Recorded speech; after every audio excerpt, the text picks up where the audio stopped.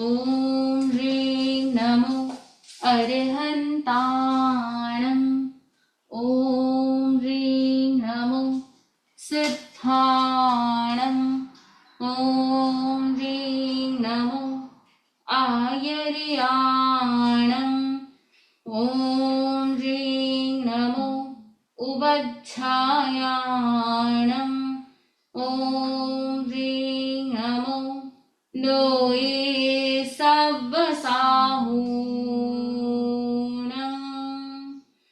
ॐ ह्रीं नमो अरिहन्ताणम्। ॐ ह्रीं नमो सिद्धाणम्।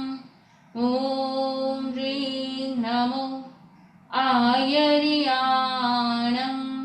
ॐ ह्रीं नमो उवज्झायाणम्। ॐ ह्रीं नमो लोये सव्वसाहूणम्।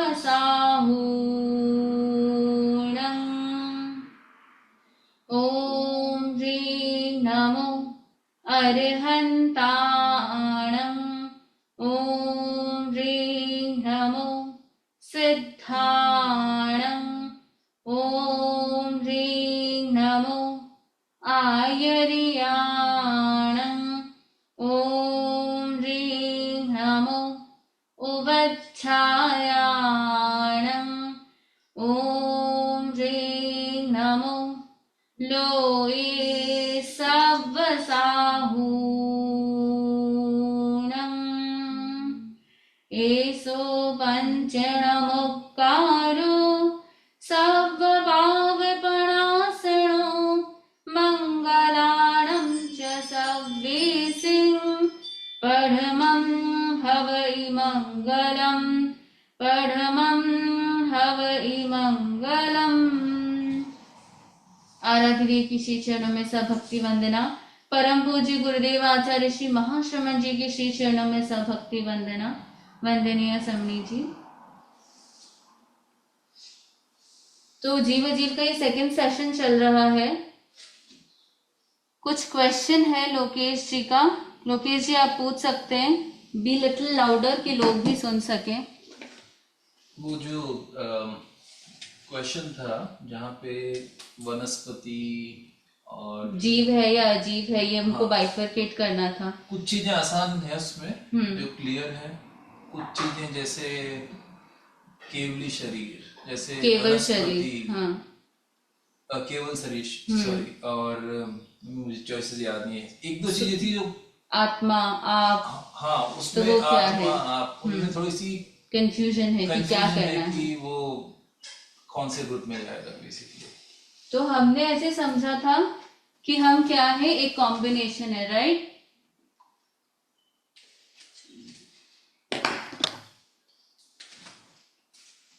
बॉडी एंड सोल, ये कॉम्बिनेशन है, ठीक है। अब इस कॉम्बिनेशन में कौन आता है?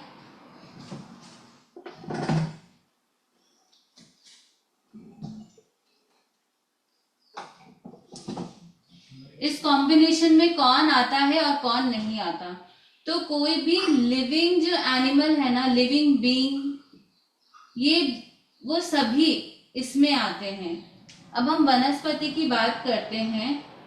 वनस्पति यानी जब वो लिविंग है, जब वनस्पति लिविंग है तो वो किस में आएगा?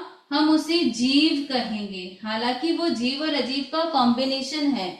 हम स्वयं We are also combination, right?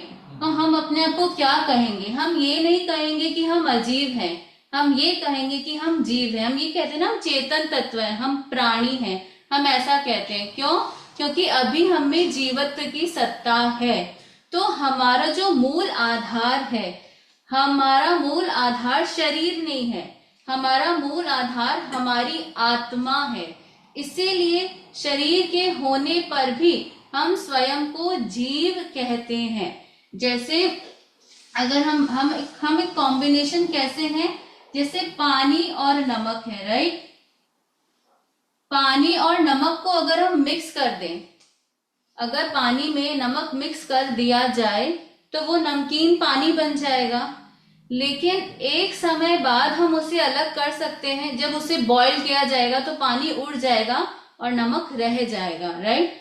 तो हम उससे ये नहीं कह सकते कि पानी नमक बन गया या नमक पानी बन गया। अभी उन दोनों का कॉम्बिनेशन है, दोनों डिफरेंट एंटिटी है, दोनों इंडिपेंडेंट एंटिटी है। ये हमें सबसे पहले समझना है कि दोनों ही चीजें इंडिपेंडेंट एंटिटीज हैं। और क्योंकि वो इंडिपेंडेंट एंटिटीज हैं तो जिसकी वैल्यू थोड़ी सी कम है वो उसमें मिल जाता है, तो हम नमकीन पानी कह देते हैं।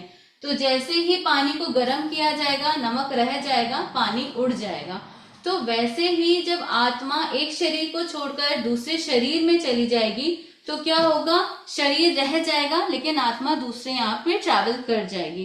तो इसीलिए हम स्वयं को जीव कहते हैं, हम स्वयं को आत्मा कहते हैं। हम आत्मा हैं क्योंकि शरीर मूल नहीं है, शरीर हमारा स्थायी गुण नहीं है। आत्मा हमारा स्थायी गुण है, या आत्मा हमारी जो है वो परमानेंट एंटिटी है जिसके पास हम रहते हैं, या जो हमारा मूल गुण है। आप खा सकते हैं, आप बोल सकते हैं, आप चल सकते हैं क्योंकि आप में आत्मा है। डेड बॉडी वैसा नहीं कर सकती। और अगर हम सिद्धों की अपेक्षा समझना चाहें तो सिद्ध भगवान में क्या है, केवल जीवत्व है। तो मूल हम जीव हैं, हमें ये समझना है। अगर हम स्वयं को ये बताते हैं, जैसे कि आपने क्विज में देखा था कि उसमें एक ऑप्शन ये भी था कि कोई भी चीज जीव और अजीब दोनों है क्या, यानी क्विज में 3 ऑप्शंस दिए गए थे, कोई भी चीज या जीव है या अजीब है या बोथ है। यहाँ बोथ का मतलब कॉम्बिनेशन ही, जीव और अजीब दोनों। तो कोई भी चीज ये दोनों नहीं है क्योंकि भगवान ने 2 ही तत्व बताए हैं, एक है जीव और दूसरा है अजीब। कोई भी चीज जीव और अजीब दोनों नहीं है, दोनों का कॉम्बिनेशन है। कॉम्बिनेशन का मतलब ये नहीं होता कि वो अपनी एंटिटी उसमें मिक्स कर देते हैं या खो देते हैं। दोनों की एंटिटी डिफरेंट है, बस वो थोड़ी सी मिक्स हो रही है, लेकिन दोनों डिफरेंट एंटिटीज हैं। जब हम जीव और अजीब दोनों की बात करते हैं, यानी अजीब जीव बन गया, जीव अजीब बन गया, ये कभी हो नहीं सकता, भगवान ने स्पष्ट कहा है। इसीलिए कोई भी चीज दुनिया में या जीव अजीब दोनों नहीं हो सकती, या तो वो जीव होगी या अजीब होगी। लोकेश जी आप बताइए, आपका क्वेरी क्या है? आई थिंक यही कंफ्यूजन था मेरे दिमाग में, ये क्लियर हुआ कि पहले या तो सब चीजें अजीब है या अजीब प्लस जीव है, एक्सेप्ट सोल विच इज जीव। अभी आपने बताया कि अगर उसमें जीव वाला कंपोनेंट है तो फिर वो जीव हो जाएगी, वो जीव प्लस अजीब नहीं होगी। Exactly, that's the difference. Exactly, वहाँ कंफ्यूजन था। तो हमको ये कॉम्बिनेशन दूध चीनी जैसा नहीं समझना है, नमक पानी जैसा समझना है। वो दूध चीनी भी शायद गर्म होने पर चीनी नीचे रह सकती है, बट हमें ये समझना है कि कुछ यहाँ रह जाएगा। तो जो भी हमारे में अजीवत्व अभी लग रहा है, ये शरीर बोल दे, हमारा आहार बोल दे, कपड़े बोल दे, ये सारी चीजें एक समय के बाद चली जाएगी।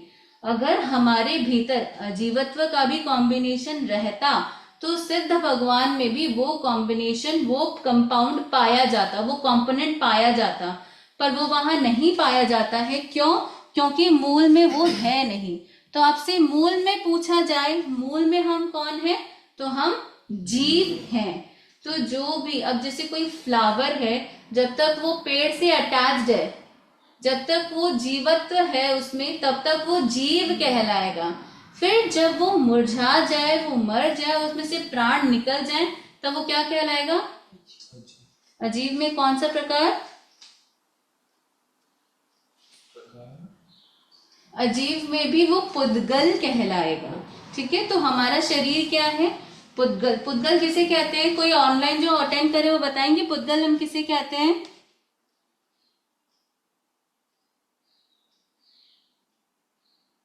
एनीथिंग मदामी, जो भी हम देख रहे हैं, जो कर रहे हैं, जो चेयर टेबल हमारे चारों तरफ जो है वो सब पुद्गल है। पुद्गल की डेफिनेशन क्या है? जो सुन सकते, देख सकते, कलर। पुद्गल अजीब है। पुद्गल की डेफिनेशन क्या है? बोले योगेश जी। लोकेश जी? जो टच कर सकते हैं इसमें कलर है, और एक्सेप्ट हियरिंग, चारों सेंसेस जो हैं बेसिकली। एग्जैक्टली पुद्गल की डेफिनेशन हम बताएंगे जिसमें स्मेल, टेस्ट, टच और कलर हो। ये जिसमें भी होगा वो पुद्गल कहलाएगा। अगर किसी में एक चीज पाई जा रही है, आपको सिर्फ टच पता चल रहा है, अंधेरा है, आप इधर आए, आपको बोर्ड का टच पता चल रहा है, आपको उस समय टेस्ट, स्मेल, कलर नहीं पता चल रहा, तो क्या वो पुद्गल कहलाएगा?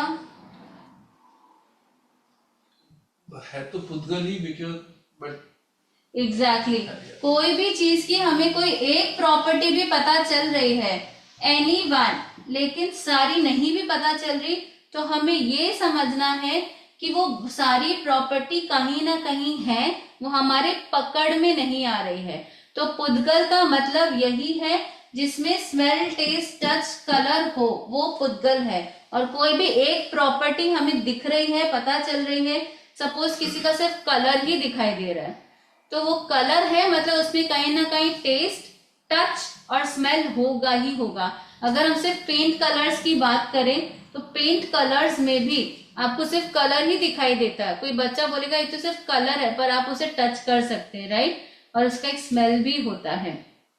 तो इस प्रकार पुद्गल क्या होता है जिसमें ये सारी चीजें हो। तो पिछले क्लास का हम एक क्विक रिविजन करेंगे। समझ, पुद्गल को साधारण भाषा में पदार्थ भी बोल सकते हैं? हाँ, बोल सकते हैं, पर जनरली हम पदार्थ की जो डेफिनेशन जैनिज्म में आती है वो ये आती है जिसमें जो अस्तित्ववान है वो पदार्थ है। तो जैसे आत्मा का भी अस्तित्व है, तो आत्मा भी पदार्थ है, एक तत्व है आत्मा। तो मैटर जो इंग्लिश का वर्ड है वो तो ठीक है, पर पदार्थ को बहुत टेक्निकली हम नहीं बोल सकते कि वो पुद्गल है, क्योंकि पदार्थ यानी जिसमें एग्जिस्टेंस हो, जिसकी एक एंटिटी हो, जिसकी एक पहचान हो, तो वो कोई और भी तत्व हो सकता है। जैसे हमारी आत्मा भी एक तत्व है, एक पदार्थ है। जिसमें चेतना है वो आत्मा पदार्थ है, जिसमें चेतना नहीं है वो पुद्गल पदार्थ है। तो पदार्थ एग्जैक्टली टर्म हम नहीं यूज करें, अगर फिलोसॉफिकल वर्ल्ड में तो वो ज्यादा बेटर है, लेकिन सामान्य रूप में समझने में आप इसे कंसिडर कर सकते हैं। ठीक है, तो ये हमारा कॉस्मोस है।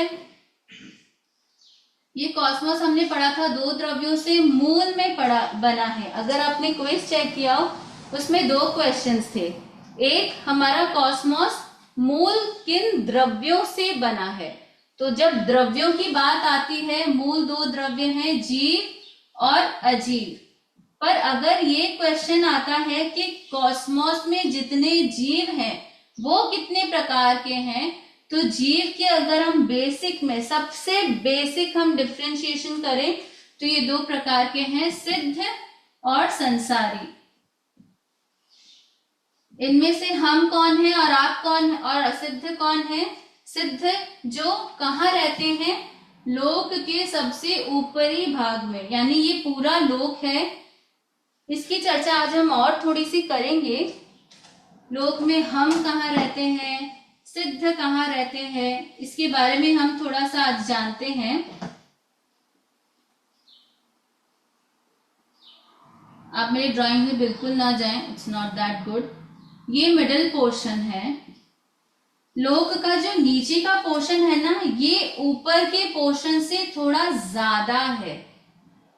ये पोर्शन ऊपर के पोर्शन से थोड़ा सा ज्यादा बड़ा है। तो यहाँ पर है 7 नरक, 1 2 3 4 5 6 7, 7 नरक है यहाँ पर। ये मिडल है जहां पर हम रहते हैं, वी स्टे हियर, इस जगह पर। हालांकि ये बहुत बड़ा है, हम तो इसमें पॉइंट जितना भी हमारा स्पेस नहीं है, पर हम यहाँ मिडिल में रहते हैं। इसके ऊपर ये जो पोर्शन है ये सिद्धशिला कही जाती है। ये सिद्धशिला है, तो सिद्धशिला में कौन रहेंगे? अभी हम तो रहते नहीं हैं, यहाँ रहते हैं सिद्ध भगवान। ठीक है, यहाँ पर भी ऐसा नहीं है कि वो ये शिला का मतलब होता है पृथ्वी। तो ये जो पृथ्वी है ये चंद्र के आकार की होती है। तो सिद्ध भगवान इसके टच पे नहीं रहते, वो तो और ऊपर एकदम लास्ट पॉइंट जो कॉस्मोस का हो सकता है ना, वो वहां रहते हैं। तो ये सिद्ध शिला है जहां सिद्ध भगवान रहते हैं। यहाँ पर 26 हेवेंस है, यानी देवलोक। ठीक है, तो हमें ये समझना है ये नरक का पोर्शन है, ये देव गति है। यहाँ पर मनुष्य रहते हैं, ये मनुष्य गति है, ये सिद्ध शिला है। अब तिर्यंश कहाँ रहते हैं? तिर्यंश पूरे लोक में फैले हुए हैं, पूरे लोक में हर जगह खचाखच तिर्यंश फैले हुए हैं। तो हर जगह तिर्यंश तिर्यंश तिर्यंश है। देवलोक में भी तिर्यंश होते हैं? सब जगह तिर्यंश, सब जगह है। तो वरना भी तिर्यंश क्या हुआ? तिर्यंश क्या हुआ? अच्छा क्वेश्चन है, अभी हम डिस्कस करेंगे। एक और सवाल दिमाग में आ रहा है कि हाँ, मनुष्य तो अलग अलग हैं, तो इसलिए वो 7 नरक, 7 स्टेजेस ऑफ नरक। बट आपने कल उसमें बताया था सिद्ध सारे एक से हैं, कोई कर्म नहीं मानते हैं सब, तो वो 26 देवलोक क्यों है? लाइक अच्छा क्वेश्चन है। सिद्ध के बारे में जब हम समझते हैं तो सिद्ध सब समान है, उनमें कोई अंतर नहीं है। ऐसा नहीं जो अनंत काल पहले सिद्ध हुए थे और जो आज सिद्ध होंगे उनमें कोई अंतर है, उनमें कोई भी अंतर नहीं है। सिर्फ हम टाइम बता सकते हैं कि ये पहले वाले सिद्ध हैं, ये अभी वाले सिद्ध हैं, पर इनके क्वालिटीज में कोई भी अंतर नहीं है। आप लोगों ने सामायिक ले ली? सामायिक करा दे। देवगुरु धन की साक्षी से करेमी भंते सामाय्यम सावज्जम जोगम पच्चखामी जाव नियमम मुहूर्तमेगम पज्जवासामी दुविहम तिविहेणम न करेमी न कारवेमी मणसा वैसा कायसा तस्स भंते पटिक्कमामे निंदामी गरिहामी अप्पाणम वो सिरामी। 5 नमस्कार महामंत्र का पाठ करें। 48 मिनट तक पापकारी प्रवृत्ति करने का त्याग है।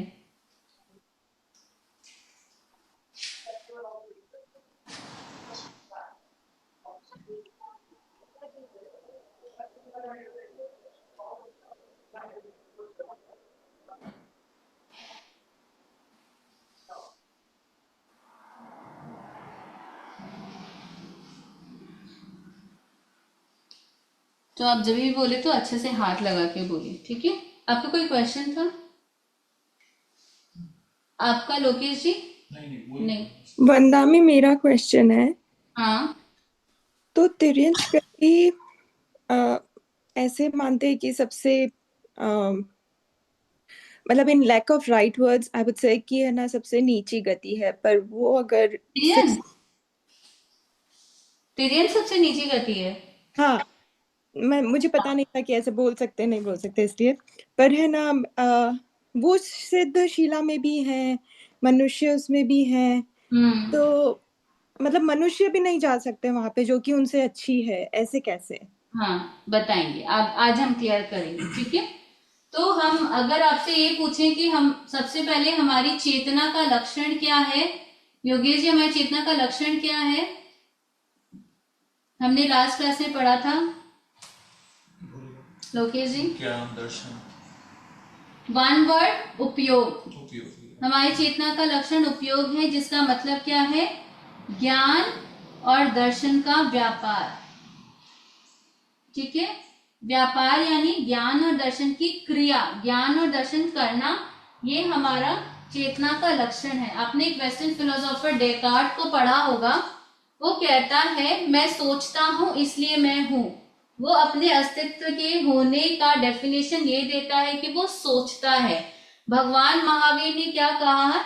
मैं जानता हूं, मैं देखता हूं, इसलिए मैं हूं। तो मेरे होने का डेफिनेशन क्या है कि मैं जानता हूं, मैं देखता हूं। अभी लाइव में देखें तो खाना पीना सोना ये डेड बॉडी नहीं करती, ये आप करते हैं, ये हम करते हैं, लेकिन वो चेतना का मूल लक्षण नहीं है। वो चेतना और शरीर के कॉम्बिनेशन से कुछ उत्पन्न होता है और कर्मों के कारण उत्पन्न होता है। मूल हमारा लक्षण नहीं है। तो मूल हमारा लक्षण है ज्ञान और दर्शन, क्योंकि सिद्ध भगवान खाते नहीं है, सिद्ध भगवान चलते नहीं है, सिद्ध भगवान सोते नहीं है। तो हमारा मूल ये सारी जो बातें हम कर रहे हैं, ये मेन की बात कर रहे हैं, जो मूल चीजें हैं तो मूल में आप क्या है ये कभी समझना हो तो सिद्ध भगवान को याद कर लीजिए, तो आपको समझ में आ जाएगा। तो सिद्ध भगवान और संसारी में अंतर क्यों है? हम में और सिद्ध भगवान में अंतर है कर्मों के कारण। कर्म है, इसके कारण हम में डिफरेंस है। कर्म कितने प्रकार के हैं? कर्म 8 टाइप्स के हैं, वो हम लेटर ऑन क्लासेस में पढ़ेंगे, लेकिन इन कर्मों के कारण हम में डिफरेंस है। और ये सभी संसारी जो हैं सब अलग अलग हैं, कोई भी संसारी आत्मा आपको सेम नहीं लगेगी। हालांकि अगर हम केवली भगवान की भी बात करें तो वो भी सेम नहीं है, उनके कुछ गुण सेम है, लेकिन कुछ जो उनकी सांसारिक अवस्था है वो डिफरेंट है।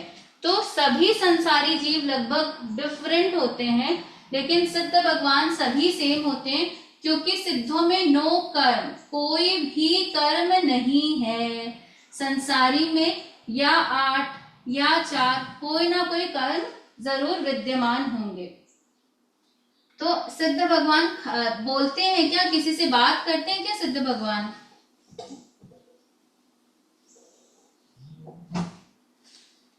बात करते हैं? हम बोलते हैं सिद्धा सिद्धि मवदि संतो, तो वो हाँ भरते हैं क्या, आपको देंगे सिद्धि पक्का?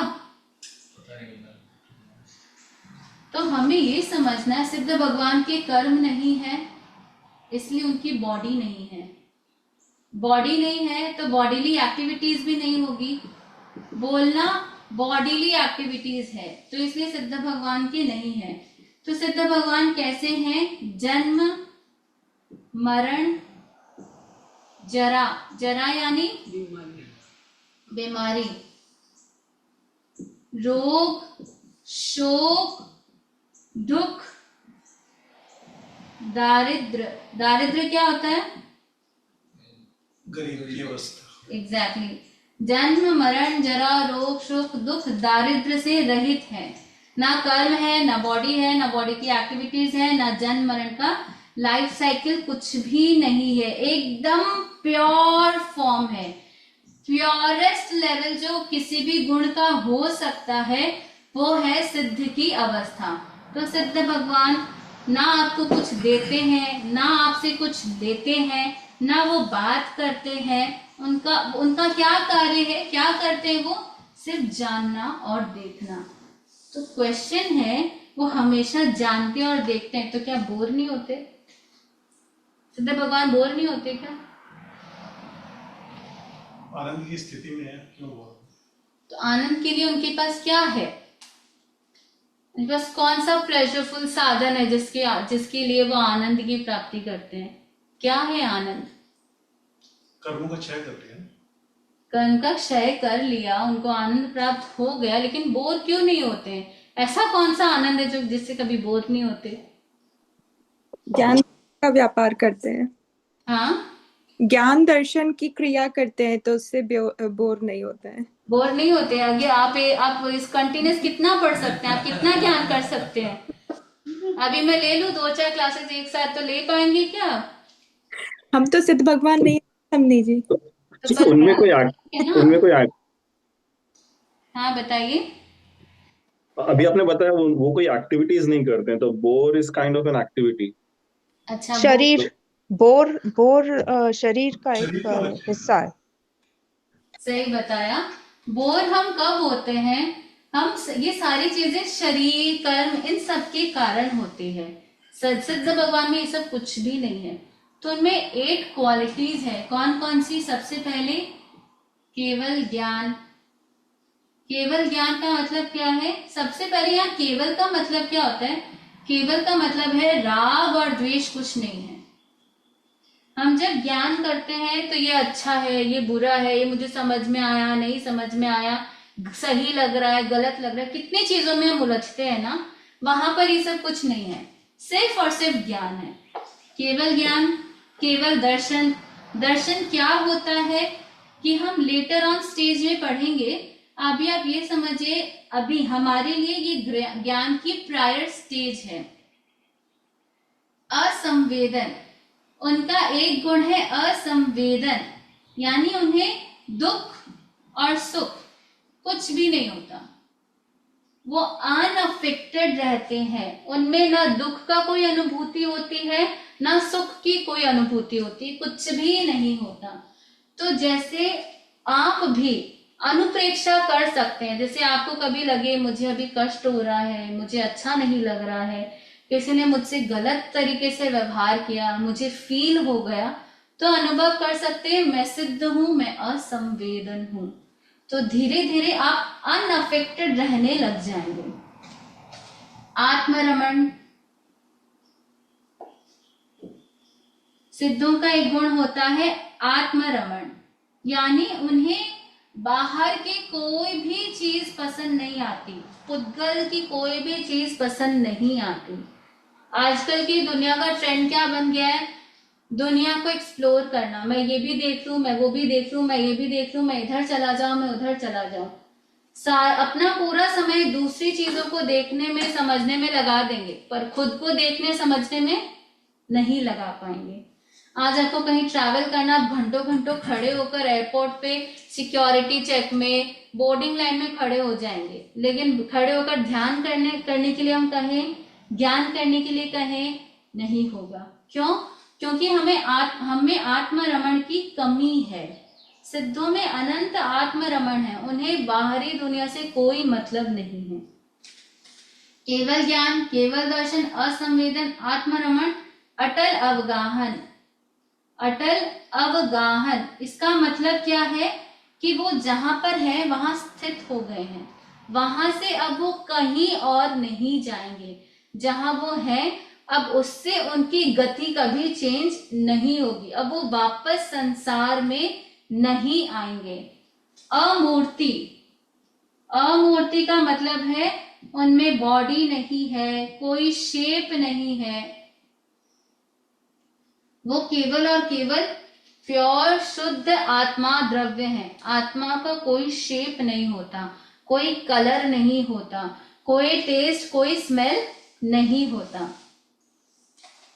अगुरु लघु, अगुरु लघु यानी ना वो बड़े हैं ना छोटे हैं, ना हल्के हैं ना भारी है, कुछ भी नहीं है। ये सारी चीजें पुद्गलों में होती है, उनमें पुद्गल द्रव्य नहीं है। और एक है निरंतराय।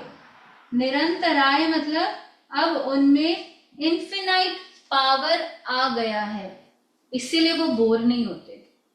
उनके पास अनंत शक्ति है, उनके पास आत्मरमण है, उनके पास असंवेदन है, इसलिए वो बोर नहीं होते। और प्लस उनके पास बॉडी नहीं है, इसलिए मन भी नहीं है, इसलिए वो बोर नहीं होते।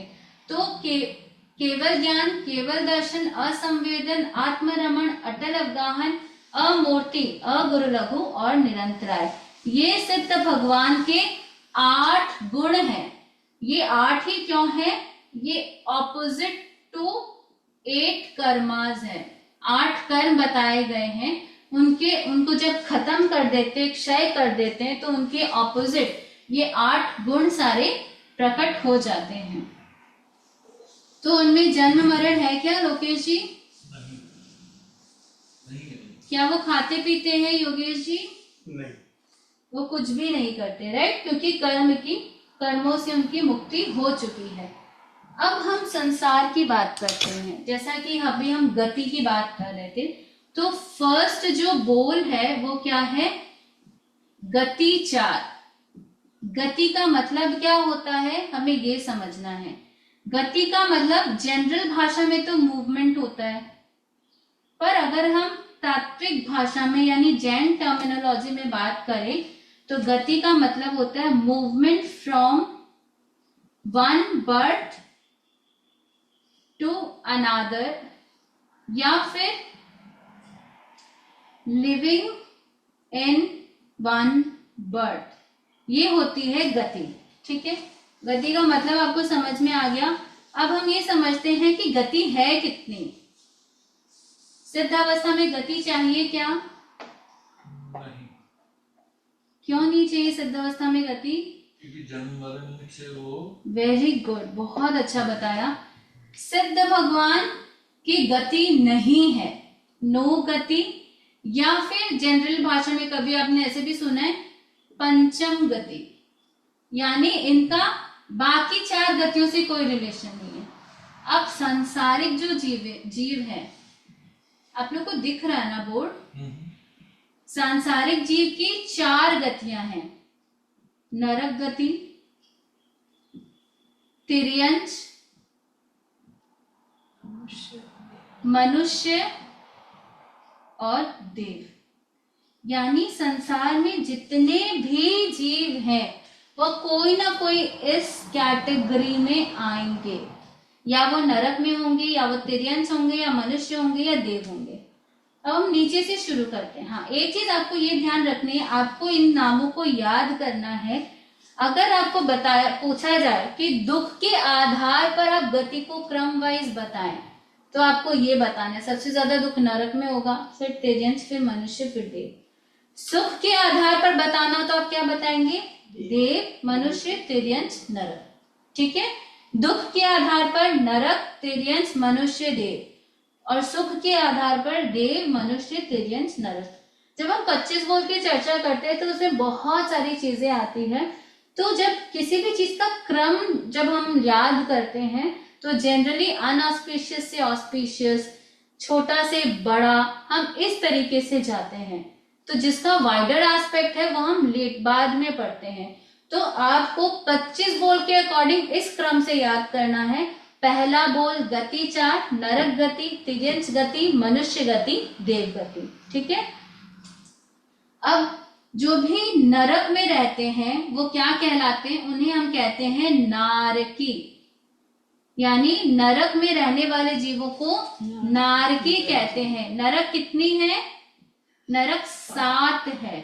तो जैसे हमने देखा 7 लेयर्स हैं, तो जैसे जैसे लेयर्स से नीचे जाते हैं ना, दुख बढ़ता जाता है।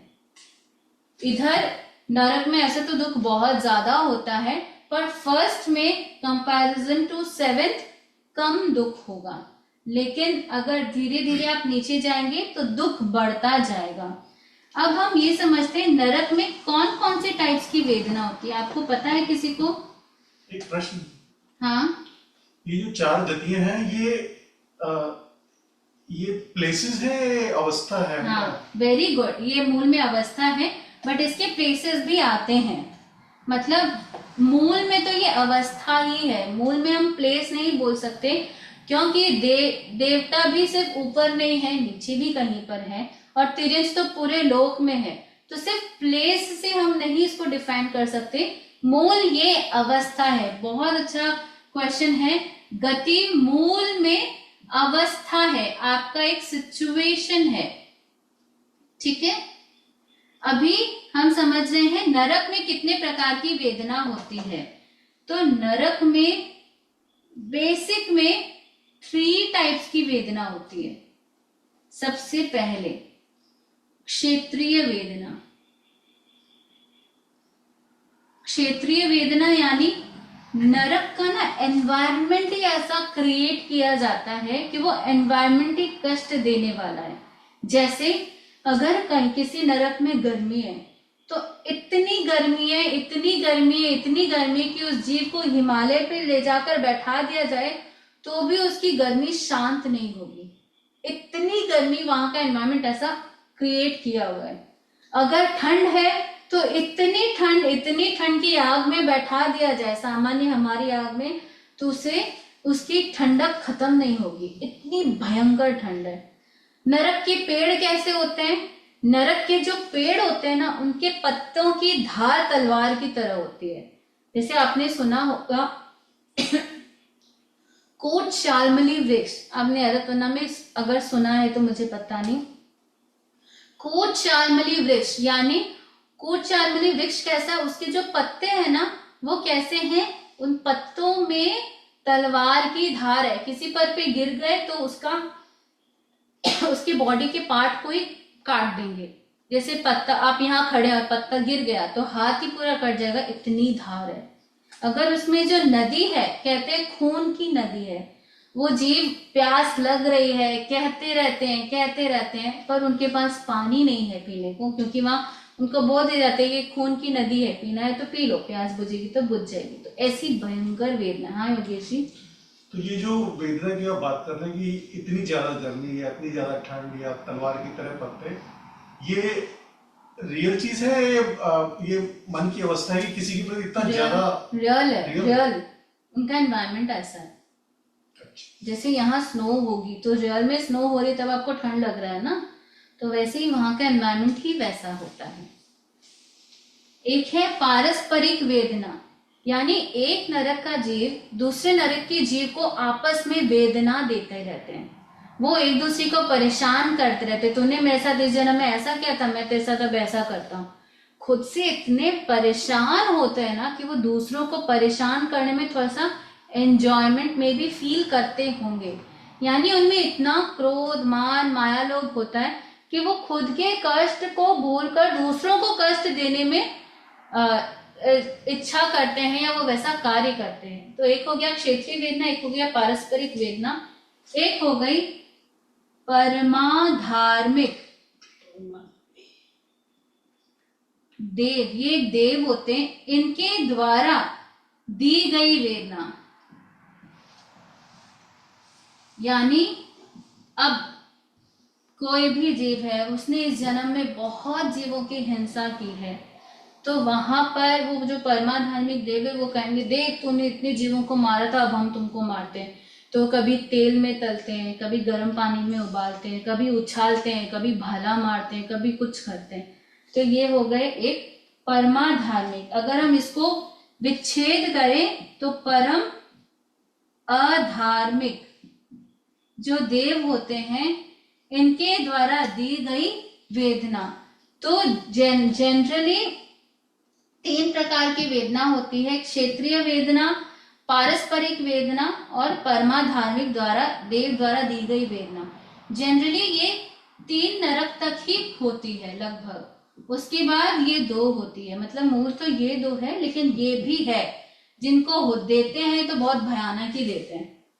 ठीक है, तो ये हो गई नरक की बात। नरक कितनी है? 7। नरक में कितने प्रकार की वेदना होती है? ये आप लोग नोट तो कर नहीं रहे, तो आप लोग को याद कैसे रहेगा? ये रिकॉर्डिंग देखेंगे, वापस रिकॉर्डिंग देखेंगे, तो एग्जाम के समय आप सारी रिकॉर्डिंग्स वापस देखेंगे, इतना समय हो पाएगा? सब यदि अभी रिकॉर्ड लिखने में लग जाएंगे तो समझ नहीं आएगा। अच्छा, वही कह रहे हैं वापस रिकॉर्डिंग सुन के और तो समय से आप लोग अपनी रिकॉर्डिंग सुन लिया, फिर लास्ट में आप हमको ये मत बोलेगा समझ लीजिए समय नहीं, इतनी रिकॉर्डिंग नहीं सुन सकते, हम एग्जाम नहीं देंगे, वो हम नहीं सुनेंगे। ठीक है, तो ये हो गए 3 प्रकार की वेदना जो नरक में पाई जाती है।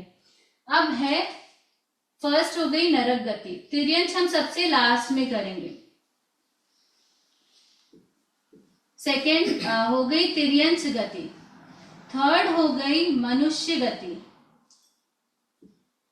मनुष्य में कौन आते हैं? हम, राइट। मनुष्य भी 2 प्रकार के हो सकते हैं, एक होते हैं संगी, एक होते हैं असंगी। अब इसका मतलब क्या है? संगी का मतलब है मन वाले। मन वाले जो भी जीव होंगे ना, जो भी मनुष्य होंगे, वो संगी कहलाएंगे। और असंगी यानी बिना मन वाले। अब आप बोलेंगे बिना मन वाले भी जीव होते हैं, बिना मन वाले भी मनुष्य होते हैं, कभी देखा है? एग्जांपल दीजिए। हाँ, एक्सप्लेन प्लीज। इसका एग्जाम्पल है जो भी हमारे बॉडी से एक्सक्रीट होता है ना, उन सब में अराउंड 48 मिनट्स बाद जीव पनपने की स्थिति बन सकती है। वो सारे पंचेंद्रिय मनुष्य गति के जीव होते हैं, पर उनमें मन नहीं होता। उनका लाइफ स्पैन बहुत स्मॉल होता है, बहुत छोटा होता है। पर कहते हैं कि अगर हमारा जो भी एक्सक्रीट होता है उसमें हमने कुछ और तत्व मिक्स नहीं किया तो उनमें ये जीव पनपने लग जाते हैं। अगर आपने साधुओं की चर्या देखी हो तो वो बाहर धोरे में जाते थे। क्यों जाते थे धोरे में? क्योंकि वो जो भी एक्सक्रीट करेंगे उसमें मिट्टी मिल जाएगी, तो उसमें जीव नहीं पनपेंगे। कभी आपने अगर नोटिस किया हो, साधु जब ब्रश करते हैं या थूकते हैं तो कहीं देखते हैं कि अगर मिट्टी हो तो मिट्टी में थूकते हैं, वापस मिट्टी मिला देते हैं। तो ऐसी जब सिचुएशन हो जाती है तो उसमें ये जीव नहीं पनपते हैं, नहीं तो असंख्य जीव पनपने के कारण हो सकते हैं। जैसे उनको जुकाम लगी है, उनको नाक से निकालना है, तो हमेशा एक कपड़ा यूज करेंगे। जैसे जनरली वॉश बेसिन में जाकर पानी का यूज करके वो अपना नाक साफ नहीं करते हैं, कपड़ा यूज करते हैं ताकि वो जो भी लिक्विड है वो पूरे कपड़े में मतलब हो जाए, ताकि उसमें जीव नहीं जन्मे। तो मनुष्य, हालांकि ये असंगी संगी तिर्यंश के भी प्रकार हो सकते हैं, पर अगर हम मनुष्य की बात करें तो मूल में 2 प्रकार हैं, असंगी और संगी। संगी यानी मन वाले, असंगी यानी बिना मन वाले। झूठे बर्तनों में भी 48 मिनट बाद जीव पैदा हो जाते हैं। हाँ। इसलिए कहते हैं तुरंत साफ कर लो। एग्जैक्टली। जो जैसे आप लोग प्रोग्राम्स में आते हैं, आप लोग जिस प्लेट में खाते हैं, हाँ। वो ऐसी पड़ी रहती है, वो पता नहीं कब साफ होगी, तो उसमें जीव पनपने के चांसेस हो जाते हैं। पर वंदामी क्वेश्चन है, ये मनुष्य तो नहीं हुए ना, ये जीव तो हुए पर मनुष्य नहीं हुए ना, तो ये मनुष्य ही है, इनकी गति मनुष्य होती है, इनकी गति मनुष्य ही है, ये मनुष्य के जीव ही है, बस इनमें मन नहीं है, ये बिना मन वाले हैं, पर ये है मनुष्य पंचेंद्रिय प्राणी।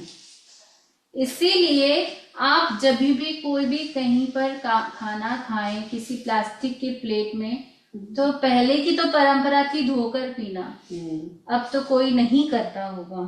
तो कोशिश यही होनी चाहिए कि उसे धो के अगर पी लेते हैं तो उसमें जीव नहीं पनपते हैं, हमारी लार, हमारा जो सलाइवा उसमें नहीं रहता है।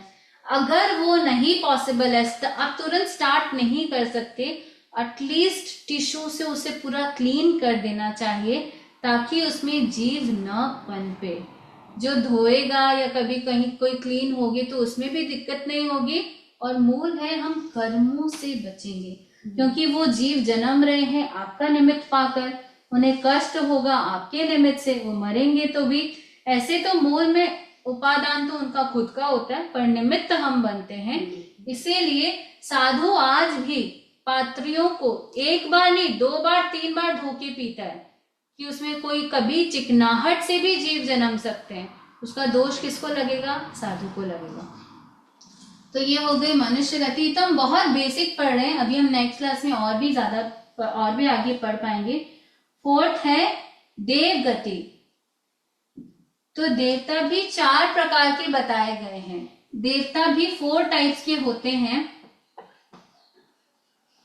सबसे पहले भवनपति, फिर ज्योतिष, फिर व्यंतर, फिर ज्योतिष और फिर वैमानिक। भवनपति यानी भवनों में रहने वाले देव भवनपति कहलाते हैं। जो भवनपति, फिर व्यंतर देव।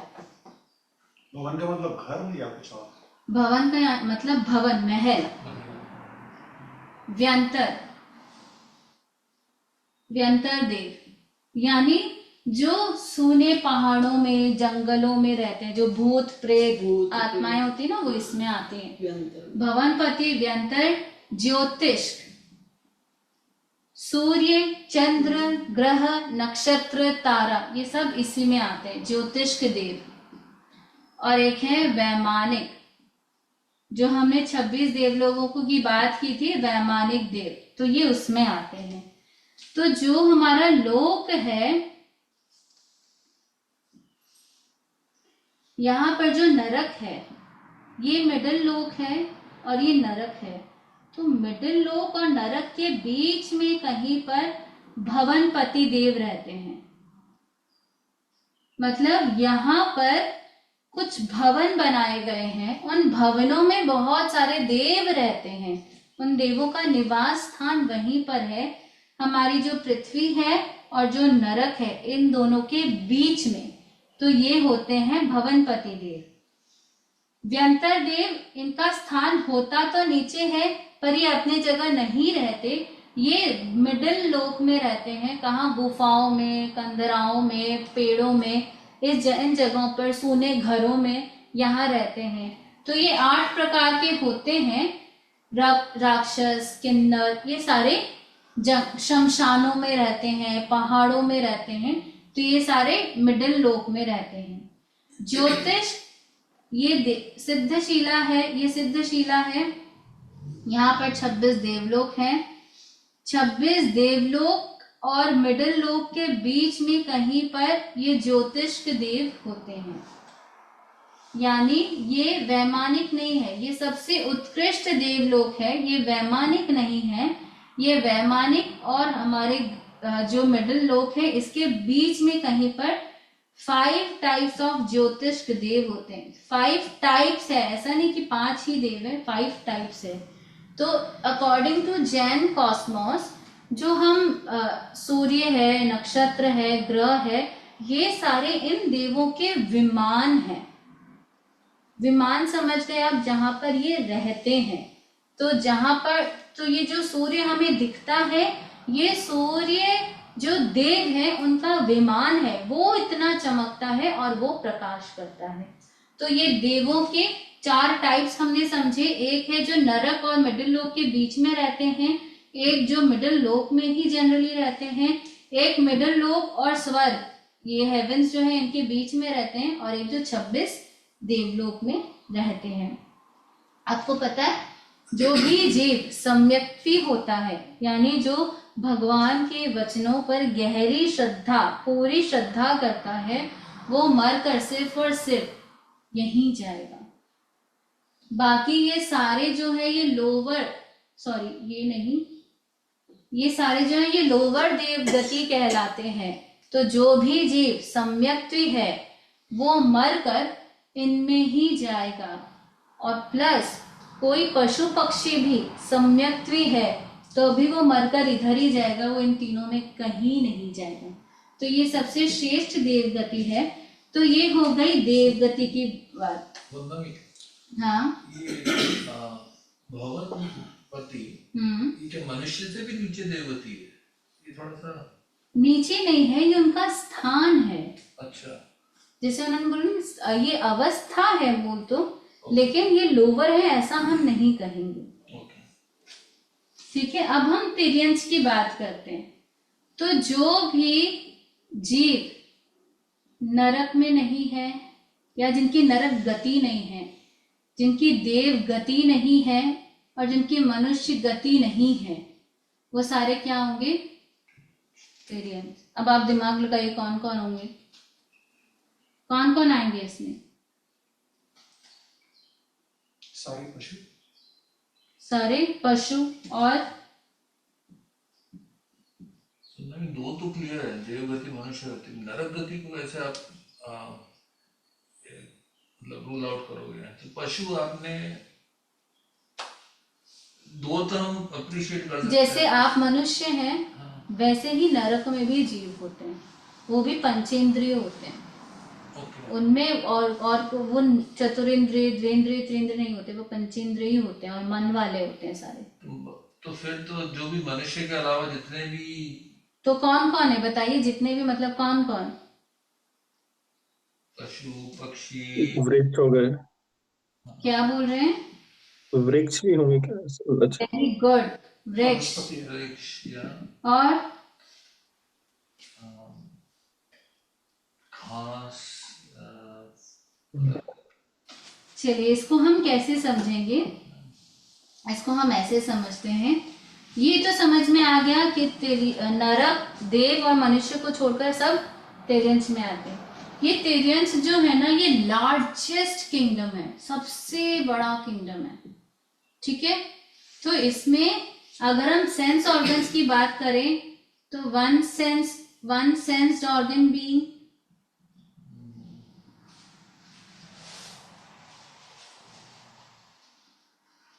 2 sensed organ beings, 3 sensed organ beings, 4 sensed organ beings, 5 sensed organ beings, ये सब कोई तिर्यंच में आ जाएंगे।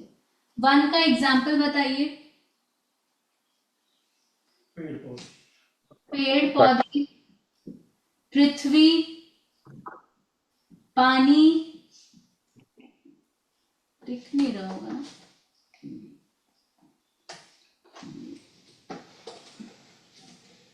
पृथ्वी, पानी, अग्नि, वायु, वनस्पति, ये सारे वन सेंस्ड ऑर्गन बीइंग्स हैं, ये सारे इसमें आएंगे। ठीक है, टू सेंस्ड ऑर्गन बीइंग्स में क्या आएंगे? जैसे शंख है, शंख आपने देखा होगा ना, इसमें शायद मोती पनपते, नहीं वो सीप है, शंख, सीप, ये सारे, हाँ, ये सारे टू सेंस्ड ऑर्गन बीइंग्स होते हैं। थ्री सेंस्ड ऑर्गन बीइंग्स में क्या आएंगे? मक्खी, मच्छर, जितने भी तरीके के जनरल फ्लाइज होती है, नहीं सॉरी, इसमें आएंगे मकोड़े, चींटियां, ये सारी थ्री सेंस्ड ऑर्गन बीइंग्स होती है। आपने देखा होगा मिठाई पड़ी तो वहां चींटियां आ जाती है, क्यों? उनमें नाक होता है, नाक से स्मेल करके आ जाती हैं। तो वो आ गया थ्री सेंस्ड ऑर्गन बीइंग्स।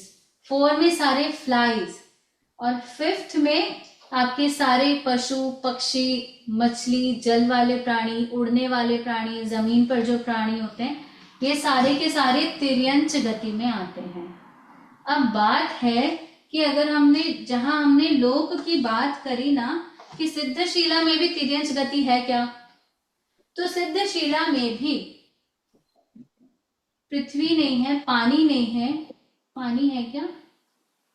सिद्धशीला में लगभग वायु काय के जीव होते हैं, और वनस्पति भी हो सकती है। तो सोचिए, हम भी कभी इस रूप में सिद्धशीला में जाकर वापस आए होंगे, पर हमने सिद्धत्व का अनुभव नहीं किया, क्योंकि ये सारी अवस्थाएं हैं। स्थान से बहुत ज्यादा रिलेशन नहीं है, अवस्थाओं से ज्यादा रिलेशन है। तो सिद्धशीला में भी ये सारी चीजें पाई जाती है। तो तिर्यंच पूरे लोक में खचाखच भरे हैं, अनंत जीव तिर्यंच में है।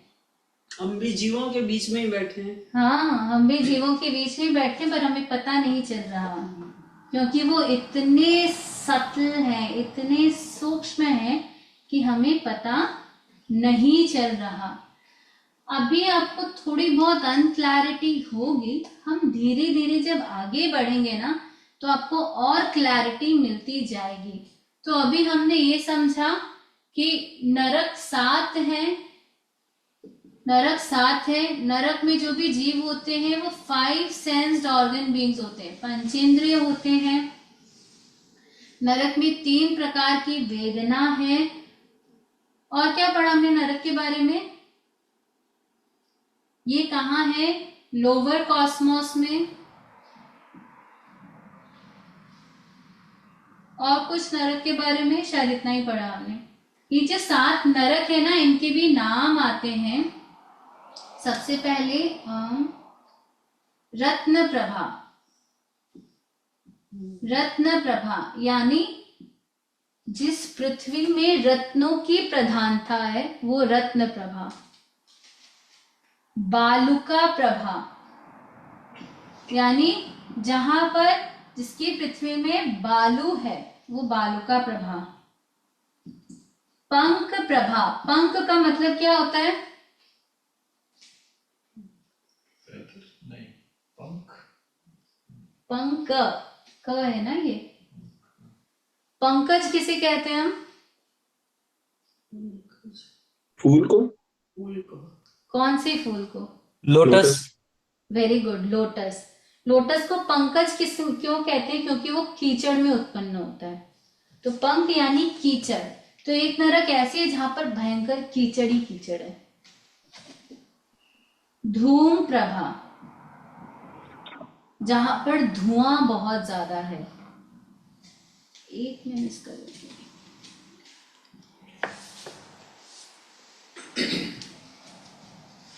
बालुका का मतलब मिट्टी है। बालुका का मतलब मिट्टी नहीं, बालू। बालू रेत होती है ना। हाँ, रेत होती है ना। राजस्थान में बहुत होती है बालू। एक और कौन सा है?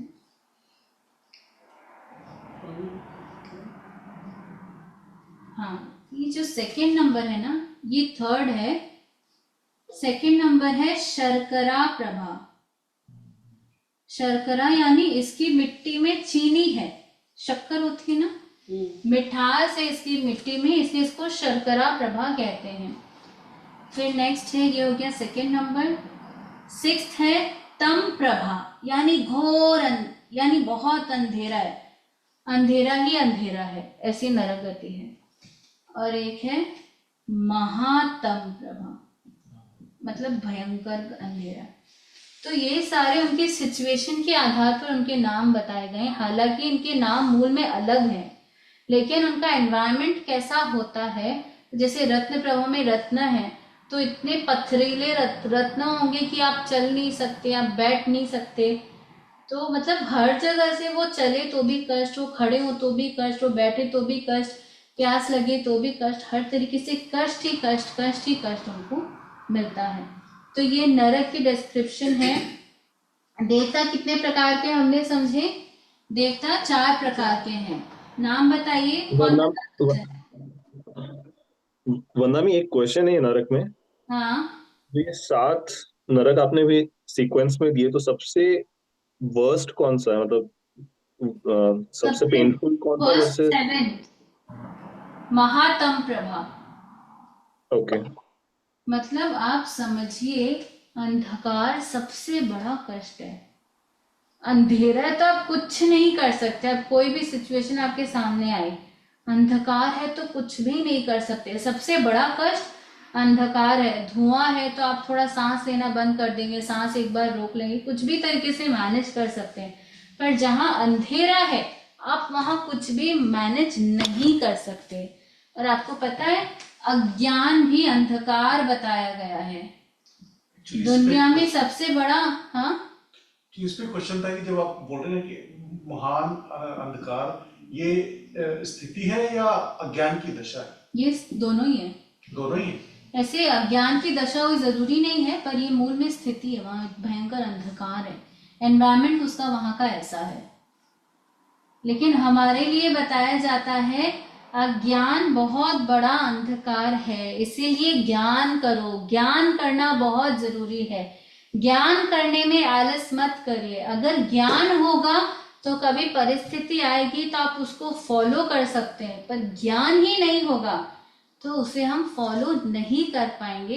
तो सब हमारे जीवन का सबसे बड़ा अंधकार है अज्ञानता। अज्ञानता को दूर करने का प्रयास करना चाहिए। देवता के 4 प्रकार कौन बताएंगे?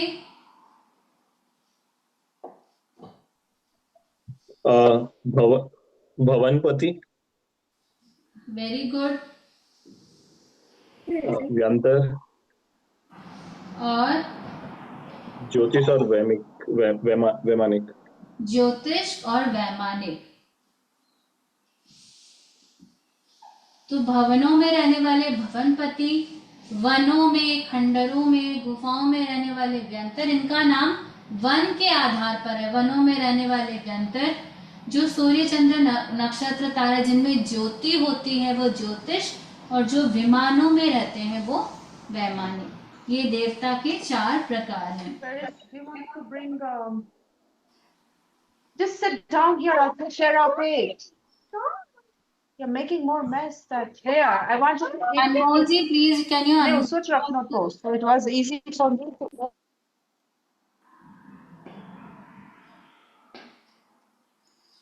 ठीक है जी। परमाधामी देव फिर कौन होते हैं? परमाधार्मिक देव देवों का एक प्रकार है। ये तो हमने बहुत ग्रॉस लेवल पर पढ़ा है। अंदर ही अंदर बहुत प्रकार होते हैं इनके, तो उनमें कहीं परमाधार्मिक देव आते हैं। जैसे व्यंतरों में भी वापस 8 प्रकार होते हैं, 8 नहीं एक्चुअली 16 प्रकार होते हैं। तो ऐसे अंदर ही अंदर बहुत प्रकार होते हैं। अभी तो हम बस एक ओवरव्यू ले रहे हैं इन सब चीजों की, ठीक है। तो आप सोचिए आपको मनुष्य भव मिला है, कितने तिर्यंश के लेवल को आपने पार कर लिया, नरक के कितने लेवल को पार कर लिया, तो कितना अमूल्य है मनुष्य भव। तो इसको केवल भोगों में न बिताकर हमें धर्म की ओर भी प्रयास करना चाहिए, क्योंकि एक बार ये भाव चला गया, हमें नहीं पता वापस मनुष्य भाव मिलेगा या नहीं मिलेगा। अगर नहीं मिला, भूल चूक तिर्यंश में चले गए, तो पता नहीं कितनी गति तिर्यंश की ही हो सकती है। नरक में चले गए तो नरक के बाद जरूरी नहीं है अच्छे भाव हो, अच्छी गति हो, जरूरी नहीं है वापस तिर्यंत में चले जा सकते हैं। व्यंतर बन गए तो व्यंतर जीव तो ऐसे भी लगभग उनकी वृत्ति ऐसी होती है, दूसरों को सताना, दूसरों को परेशान करना, उसी में उनको मजा आता है। ऐसी अगर चीजों में हम उलझ गए तो वापस गति कब सुधरेगी हमें नहीं पता। अभी हमारी गति सुधरी हुई है, मतलब बहुत पुण्याई के बाद हमें ये गति मिलती है। तो इस गति का हमें अच्छा उपयोग करना है। हमने first sense being, second 2 sense being, 3 sense being, इन सारे लेवल्स को हमने पार किया है। नरक के 7 लेवल्स को हमने धक्का मारकर हमने मनुष्य गति को प्राप्त किया है। तो इसकी हमें पूरी सार्थकता अभी करनी है, बाद में कब मिलेगी हमें पता नहीं। तो हम नमस्कार महामंत्र के बारे में पढ़ रहे थे। तो नमस्कार महामंत्र को महामंत्र क्यों कहा जाता है? अनंत सभी की पूजा, मतलब एक नहीं, एक देव की पूजा नहीं, बहुत सारे देव। कौन कौन से देवों की पूजा है, नाम बताइए। 108 गुणों की, इसलिए भगवान का गुणों की पूजा है। 108 गुणों की पूजा कर। किसने बताया? किसने बताया अभी 108 गुणों की पूजा है? सरिता, पिंकी। अच्छा, तो इसमें कोई भी व्यक्ति विशेष की पूजा नहीं है, किसी के भी हम नाम लेकर पूजा नहीं करते हैं। तो इसीलिए नमस्कार महामंत्र महामंत्र है, क्योंकि गुणों की पूजा है। कितने गुण हैं टोटल? 108। तो लास्ट क्लास में हमने डिस्कस किया था क्या किसमें कितने गुण हैं? जी हाँ, जी हाँ, किया था। तो पहले प्रथम पद में कितने गुण हैं? 12। दूसरे पद में 8। ये हमने आज पढ़ा 8 गुण, है ना? सिद्ध भगवान। तीसरे पद में 36। चौथे पद में 25 और पांचवें पद में 27। तो हमने लास्ट टाइम 5वां पद समझा था। साधु कौन होते हैं? जो 5 महाव्रत धारी होते हैं। कौन कौन से 5 महाव्रत हैं लोकेश जी? अहिंसा, अपरिग्रह, आचार्य और हम इसको क्रम वाइज याद करेंगे। सबसे पहले अहिंसा, सत्य, आचार्य, ब्रह्मचर्य एंड अपरिग्रह। एग्जैक्टली। तो आपको ये क्रम वाइज याद करना है, ठीक है? ब्रह्मचर्य और अपरिग्रह।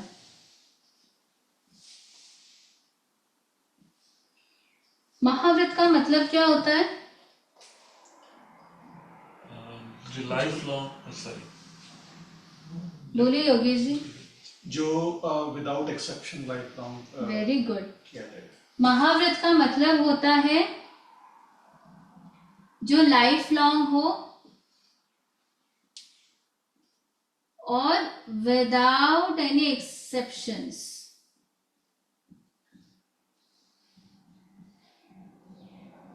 इजी नहीं है, बहुत टफ है, ऐसा लगता है, लेकिन सब यहाँ की बात है। यहाँ अगर सेट हो जाए तो कुछ भी हो सकता है। तो लाइफ लॉन्ग विदाउट एक्सेप्शंस जो हम फॉलो करते हैं उन्हें महाव्रत कहते हैं। कौन महाव्रत लेना चाहता है? इच्छा पनपती है कभी कभी ऐसा अवसर आए तो साधु बनूं, पनपती है? कभी मतलब जो अभी ग्लोबल सिचुएशन है देख के लगता है कि इट्स ऑल। तो साधु मतलब दुख से भागना? नहीं, वो कभी या साधुपन का जो एप्रिसिएशन है ना, वो तब ज्यादा आता है जब आप ज्यादा दुखों को देखते हो। क्यों? तो क्यों तभी ज्यादा क्यों आता है? क्योंकि चीजों को समझा हुआ नहीं है।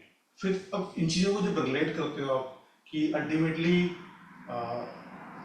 दुखों का भंडार है, उससे बचने के लिए आत्मा को जन्म मरण के चक्र से मुक्त कराना है, तो शायद उसका अप्रिशिएशन तब ज्यादा आता है जब आप ज्यादा दुखों को। तो साधु की क्या दुख नहीं आते जीवन में? नहीं, दुख तो आते ही है, लेकिन साधु अपना एक मार्ग पकड़ता है ना उस दुखों से आगे जाने के लिए। हम शायद जिस परिस्थिति में उतना मार्ग पकड़ नहीं पाते हैं, मेरा ऐसा मानना है, बाकी पता नहीं। just to continue there, like परिस्थिति जो है, जैसे आप बता रहे थे कि हम बहुत टाइम बाहर की दुनिया में, मतलब बाहर की दुनिया को जानने में, पहचानने में लगाते हैं, we never get to know ourselves. तो उ- उसके लिए मतलब like it is very important, जैसे आपने बताया कि खुद को जानना बहुत इंपॉर्टेंट है, तभी we can move into that direction of moksha. और तो अभी अभी आप ज्ञान करें तो आप खुद को नहीं जान रहे हैं क्या? अभी भी तो आप जान रहे हैं आपकी गति क्या है, आप कितना करके आए हैं और कितनी। इट्स अबाउट लाइक 24 घंटे में, मतलब लाइक 7 दिन 24 घंटे, लाइक 7 into 24 hours में इट्स लाइक 1 hour। 7 नहीं, अभी तो महाभारत 14 into 24 hours है। हाँ बोलिए। महाभारत के अंडर में नहीं है, तो एक्सेप्शंस आते रहते हैं और लेते रहते हैं। साधु बनना एक तो संसार से भागना नहीं होता, अपने रिस्पॉन्सिबिलिटी से भागना ये साधु नहीं होता। मैं कमा नहीं पा रहा हूँ, कमाई नहीं हो रही, साधु बन जाऊं, ये नहीं है। साधु का मतलब है आत्मा को प्राप्त करना, अपने आत्म तत्व को प्राप्त करना। हमारी जो भी दुनिया है, हम इसमें राग द्वेष में कंटिन्यूअसली उलझते हैं। साधु बनने से हमें वो एनवायरनमेंट मिलता रहता है जिससे जो हमारे राग द्वेष के निमित्त है ना, वो कम होते रहते हैं, बहुत मिनिमम हो जाते हैं। अपना कुछ है ही नहीं, ना घर बार है, ना कोई शादी है, ना कोई बच्चे हैं, ना कोई अपना सामान है। 2 कपड़े, वो भी सफेद कपड़े, एक धोया एक पहना, एक धोया एक पहना, कोई चिंता ही नहीं। ऐसा कहते हैं रानी का जीवन या राजा का जीवन मूल जो है ना, वो साधु जीता है। क्यों? क्योंकि उसके कोई टेंशन ही नहीं है। आज क्या खाना बनाना है, कोई टेंशन नहीं, जो मिला खा लिया, नहीं मिला तो तपस्या कर लिया। आज क्या पहनना है, कोई टेंशन नहीं, एक धोया हुआ है, एक पहन लो, वो गंदा हो दूसरा पहन लो।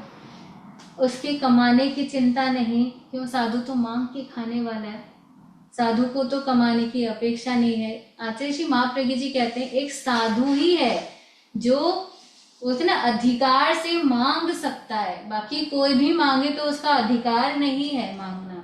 साधु ही है जो मांग के खा सकता है और कोई नहीं खा सकता। साधु और गृहस्थी एक दूसरे से जुड़े हुए हैं। हाँ, जुड़े हुए तो है। हाँ। साधु का तो आधार मूल तो गृहस्थी है, गृहस्थी उसे कपड़ा देता है, गृहस्थी उसे आहार देता है। तो गृहस्थी की भावना ऐसी ऊंची होनी चाहिए। हाँ, तो साधु क्यों बनना है? अपने आत्मा की उज्जवलता के लिए, अपने आत्मा के कल्याण के लिए। मुझे इन जन्मों में भटकना न पड़े, इससे लिए साधु बनूं। आज मेरे पास पैसा है, आज मेरे पास घर है, आज मेरे बच्चे अच्छे हैं, जैसी सिचुएशंस थोड़ी सी एडवर्स होगी, सारी खुशियां सब गम में दुख में बदल जाएंगी। गृहस्थी में तो कितनी बार ये सब चीजें आती है, कितनी बार नहीं, these are followed by each and everyone. सुख हमेशा दुख के द्वारा फॉलोड ही है, दुख आ रहा तो सुख के द्वारा फॉलोड ही है, पीछे तो रहता ही है। तो ऐसा नहीं है कि अभी सुख है तो पीछे कोई दुख नहीं, कोई ना कोई तो चलेगा। अरे वो प्रोजेक्ट काम नहीं कर रहा है, अरे मेरा मैनेजर नहीं समझ रहा है, अरे बच्चे नहीं समझ रहे, अरे बच्चे की पढ़ाई नहीं हुई, बच्चे का करियर नहीं हुआ, कोई ना कोई दुख चलता रहेगा। इसलिए सिद्धों का आनंद कैसा होता है, जहां कोई भी दुख नहीं है, किंचित मात्र भी कोई भी दुख नहीं है, कोई भी कष्ट नहीं है, केवल और केवल सुख है, और वो भी अव्याबाद सुख, यानी जो कभी खंडित होने वाला नहीं है। और उस सुख का आधार क्या है? शरीर नहीं होना। उस सुख का आधार है शरीर नहीं होना। जब तक शरीर रहेगा, शरीर से अटैचमेंट, फिर शरीर होगा तो हमारे रिलेटिव से अटैचमेंट, घर से अटैचमेंट, कपड़े से अटैचमेंट, ये सारे बने रहेंगे। सिद्धों में शरीर ही नहीं है, मूल राग द्वेष ही खत्म हो गए, इसलिए उनके अव्याबाद सुख होता है। तो ये 5 महाव्रत है, हमने सारे डिस्कस कर लिए थे या सिर्फ अहिंसा ही डिस्कस किया था? डिस्कस किए थे, शॉर्ट हमने डिस्कस ही नहीं किया मेरे ख्याल से। किए थे नहीं, पिछले क्लास में किए थे। तो अहिंसा का मतलब है कि कोई भी हिंसा न करना, न करवाना, न अनुमोदन करना। वो कोई भी हिंसा में साधु न खुद हिंसा करता है, न किसी से करवाता है, और न किसी ने साधु के लिए हिंसा की तो वो उसका अनुमोदन करता है, उसको अप्रिशिएट नहीं करता। आप साधु के लिए खाना बनाएं तो साधु उससे उस आहार को नहीं लेता है, क्योंकि वो उसकी अनुमोदना नहीं करता। आप साधु के लिए कपड़े खरीदे, पेन खरीदे, कॉपी खरीदे, साधु उसे नहीं लेगा अगर उसे पता चल जाएगा। क्यों? क्योंकि साधु को लेने का त्याग है, उसके निमित्त कुछ कार्य हो तो लेने का त्याग है। सत्य किसी भी स्थिति में झूठ तो बोलना ही नहीं। इजी नहीं है, लेकिन साधु के लिए इजी है क्योंकि उसकी परिस्थितियां वैसी कम बनती है। आपकी अपेक्षा उसकी परिस्थितियां बहुत कम होती है कि कभी झूठ बोलने की परिस्थिति आए। अगर आ भी जाए तो मौन रह जाए, पर झूठ नहीं बोलना, प्लस कड़वा सत्य भी नहीं बोलना। इसका एग्जाम्पल हमने शायद लास्ट टाइम समझा था। तो कोई चोर यहाँ से जा रहा है, साधु ने देख लिया, पीछे पुलिस आ रही है, पुलिस ने पूछा कौन सी दिशा में गया, तो साधु को नहीं बताना है। और वो हमने चिड़िया वाली भी स्टोरी समझी थी मैतारी मुनि की, राइट। तो सत्य महाव्रत, झूठ नहीं बोलना, कड़वा सच भी नहीं बोलना। आचार्य महाव्रत, चोरी नहीं करना, एक तिनका भी बिना पूछे नहीं लेना। कभी सपोज वो कहीं जा रहे हो, कहीं रास्ते में कोई तिनका मिल गया, अब उनको उपयोग करना है, तो वो क्या बोलेंगे? इंद्र की आज्ञा से मैं ये ले रहा हूँ। मतलब ये वर्ल्ड भी किसी के अधीन है, तो उन देवता की आज्ञा से मैं ये लेता हूँ। और सामान्यतः तो साधु लेता ही नहीं है। तो हमने वो सीजर वाला एग्जाम्पल समझा था ना, याद है सीजर वाला एग्जाम्पल? कि अगर साधु कपड़ा काटने के लिए आपसे सीजर लेकर जाता है तो उससे वो पेपर नहीं काट सकता। अगर उसने बोला है कि मैं उस रूम में जाकर पढ़ाई कर रहा हूँ, तो उस समय वो सो नहीं सकता, उसे उस समय पढ़ना ही पड़ेगा। तो जो भी चीज है, सॉरी वो तो सत्य में आ जाएगा, आचार्य में बिना परमिशन के, हम आपके घर आते हैं तो हम परमिशन लेते हैं, हम आपसे यहाँ रहने की आज्ञा लेते हैं, आपका बाथरूम यूज करने की आज्ञा लेते हैं, आपका फ्लोर यूज करने की आज्ञा लेते हैं। इस भवन में भी जब हम आते हैं तो हम प्रेसिडेंट से या जो भी हमारे साथ श्रावक होते हैं हम उनसे आज्ञा लेते हैं, क्योंकि हमारे अधिकार में कुछ भी नहीं है। तो साधु के अधिकार में 1 इंच जमीन भी नहीं होती, उसका आचार्य महाव्रत होता है। ब्रह्मचर्य महाव्रत वो शादी ना तो करता है, ना करवाता है, ना किसी की अनुमोदना करता है। अपरिग्रह उसके जो भी आवश्यकताएं होती है उससे ज्यादा साधु को नहीं रखना होता है। वो उसकी आज्ञा, वो भगवान की आज्ञा में ही नहीं है। तो पात्र ऐसे नहीं 100 पात्र रख लिए, 10 पात्र रख लिए, 20 पात्र रख लिए, ऐसे नहीं। जो भी 3-4 पात्र कल्प में होते हैं उतने ही रखना। एक नॉर्मल अमाउंट ऑफ कपड़ा, बस उतना ही कल्प में रखना। अपने अधिकार में कोई भी जगह, जमीन, जायदाद कुछ भी नहीं रखना, पैसे आदि कुछ भी नहीं रखना।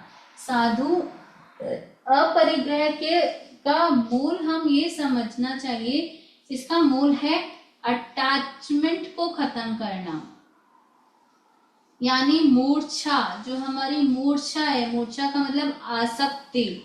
तो साधु ये क्यों रखता है, कम क्यों रखता है? ताकि उसकी जितने कम चीजें होंगी उसकी आसक्ति भी उतनी कम होगी। पर जो भी चीजें साधु के पास है वो उसे किस रूप में यूज करता है कि ये मेरे उपयोग में है, मेरे निश्राय में है। आप जब साधु से पूछेंगे तो सामान्यतया साधु ये बोलेगा ये मेरे उपयोग में है, अभी ये मेरे निश्राय में है। यानी अगर किसी को अपेक्षा पड़ी या मुझे देना पड़ा तो मैं अभी तुरंत निकाल के दे सकता हूँ। साधु किसी के प्रति मूर्छा नहीं करता। और तो और साधु को अपने शरीर के प्रति भी मूर्छा नहीं करनी होती। तभी साधु तपस्या कर सकता है। आहार नहीं मिला, आज तपस्या कर लेते हैं। कब कर सकते हैं हम? जब शरीर के प्रति आसक्ति नहीं होगी तो भूख प्यास लगने पर भी नहीं सताएगी। तो अपरिग्रह का मूल सिद्धांत मूर्छा है। मूर्छा यानी आसक्ति को कम करना है। पर आप लोग के लेवल पे अभी आसक्ति के लेवल पे जाना तो धीरे धीरे प्रैक्टिस की बात है।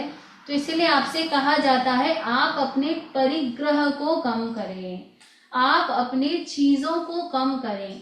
आपके पास जितनी चीजें हैं, जितनी आवश्यकता है उसे कम करने का प्रयास करें। आपको आवश्यकता 10 कपड़ों की है तो 20 तक ना जाए, आप 12 तक चले जाएं, 10 है 2 एक्स्ट्रा में रख लेता हूँ, 20 25 आजकल तो शायद 100 जोड़ी कपड़े होते हैं, वहां तक ना जाए।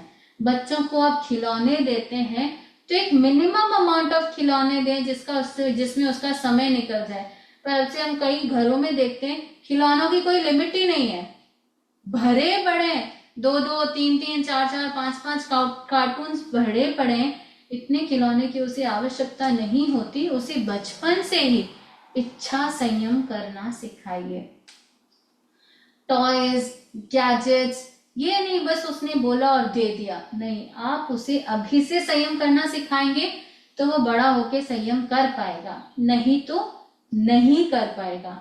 तो परिग्रह का मतलब क्या है, आपके पास एक घर की जरूरत है, आप एक्स्ट्रा में एक घर आपने सपोज ले भी लिया, तो ये नहीं 2-4 जगह ले लिया, 2-4 फार्म हाउसेस हो गए, 2-4 लैंड्स पड़े हमारे, नहीं अपेक्षा है। जितनी अपेक्षा है आप उतना करें, इतना रखें कि कभी एक की कमी प्रॉब्लम हो जाए तो दूसरा ऑप्शन मेरे पास हो। यहाँ तक ठीक है, यहाँ तक श्रावक करे ठीक है, पर उससे ज्यादा बस पढ़े ले लेगा, पैसा पड़ा है, इतना पैसा कमा लिया कि बहाने से भी नहीं बह रहा, ये श्रावक का लक्ष्य नहीं होना चाहिए। ये लक्ष्य नहीं होना चाहिए कि मेरा जो बिजनेस है वो उसकी ब्रांच हर सिटी में हो, हर कंट्री में हो, मेरा बिजनेस नंबर 1 बिजनेस हो, मेरी पूरी दुनिया मेरी मुट्ठी में हो। ये एक श्रावक का लक्ष्य नहीं होता है, ये सामान्य गृहस्थ का लक्ष्य हो सकता है।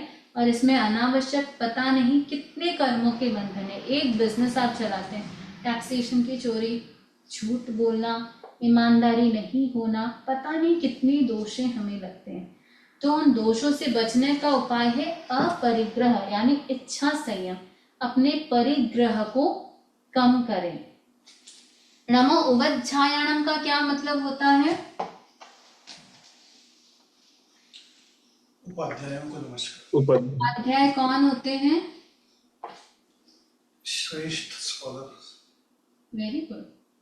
सबसे पहले हमें ध्यान रखना ये ड है, न नहीं है, ये मोह है, मुंह नहीं है। नमस्कार महामंत्र हो सकता है आपके एग्जाम में लिखने भी आए, स्पेलिंग मिस्टेक्स होंगी तो आपके मार्क्स भी कटेंगे, तो आप इसे ध्यान रखें। नमो उव, जनरली लोग ये डबल व करते हैं, ये सिंगल है, ये ज झ, उवज्झायाणम, उ व आधा ज, झ आ की मात्रा याणम। नमो उवज्झायाणम। उपाध्यायों को नमस्कार। उपाध्याय कौन होते हैं? आगम पढ़ने वाले और पढ़ाने वाले, उनको हम उपाध्याय कहते हैं। नॉर्मल टीचर्स नहीं, जो ये होते साधु ही है। साधु बनने के बाद जो आगम में पारंगतता प्राप्त करते हैं, जो आगम पढ़ने वाले और पढ़ाने वाले होते हैं, उन्हें हम उपाध्याय कहते हैं। तो जनरली अगर आप चाहते हैं कि आप में ज्ञान की गहराई आए, तो जब आप नमो उवज्झायाणम का जाप करते हैं तो आप ये अनुभव कर सकते हैं कि मेरा सम्यक ज्ञान विकसित हो रहा है। नमो आयर्याणम का मतलब क्या होता है? नमो आयर्याणम, स्पेलिंग देखें आप, आयरी याणम, इसका मतलब है आचार्यों को नमन। आचार्य कौन होते हैं? भगवान की होते हैं। Very good. आचार्यों की कुछ कुछ क्वालिटीज होती है। सबसे पहले परम आचार कुशल, यानी कि जो भी भगवान ने बताया है उसे आज के एरा में उसका श्रेष्ठ पालन करने वाले आचार्य होते हैं। सबसे पहले वो स्वयं परम आचार का पालन करते हैं। दूसरा, वो हमें प्रेरणा देते हैं कि कैसे उत्कृष्ट आचार का पालन हो सके, इसकी प्रेरणा हमें वो देते हैं। वो तीर्थंकर के प्रतिनिधि होते हैं, यानी तीर्थंकर तो अभी है नहीं, तो तीर्थंकर की जगह कौन होते हैं? आचार्य होते हैं, जो हमें आगमों का ज्ञान कराते हैं, कैसे हम शुद्ध आचार की तरफ आगे बढ़ सकते हैं, ये हमें बताने वाले। तो वो क्या कौन होते हैं? वो शासन नायक होते हैं, यानी लीडर्स होते हैं। शासनपति कह दें, शासन नायक कह दें, ऐसे तो उनकी बहुत क्वालिटीज होती है, आचार्यों की बहुत क्वालिटीज होती है। जैसा कि हम जानते हैं इनके 36 गुण होते हैं। तो कभी जैसे आपको राइट डिसीजन ऑफ वर्क जानना है, नहीं, what should be your right decision, what should be your right direction of work, आप सिचुएशंस को अच्छी तरह समझ कर फिर डिसीजन लें। कभी ऐसी स्थिति आए तो आप नमो आयर्याणम का जप करके अगर डिसीजन लेते हैं तो बहुत चांसेस बढ़ जाते हैं कि आपका डिसीजन बिल्कुल सही होगा और वह सही आउटपुट देगा, क्योंकि आचार्यों का एक गुण होता है द्रव्य, क्षेत्र, काल और भाव के ज्ञाता, यानी वो परिस्थिति को बहुत अच्छे से पहले से भांप लेते हैं कि कैसी परिस्थिति है और आगे सिचुएशन कैसी हो सकती है, उसके बाद वो डिसीजन लेते हैं। तो वो होते हैं आचार्य। नमो आयर्याणम। नमो सिद्धाणम में कौन आते हैं? सिद्ध भगवान। सिद्ध कितने हैं अभी तक?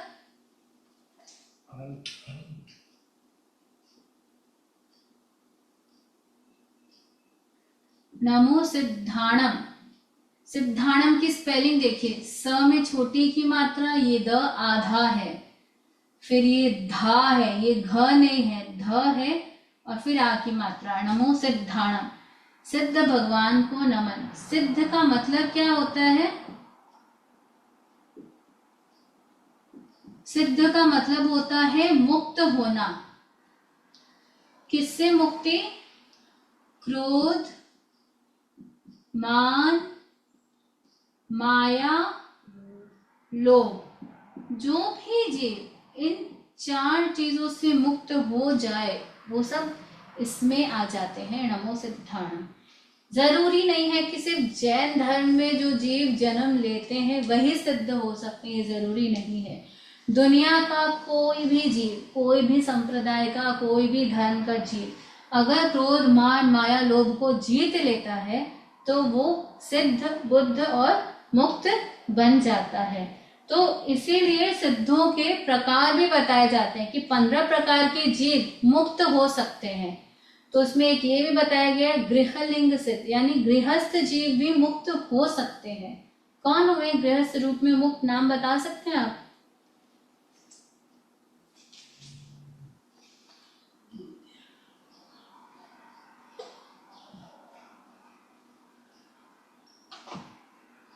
मरुदेवा माता का नाम सुना होगा आपने, जो ऋषभ भगवान की माता थी।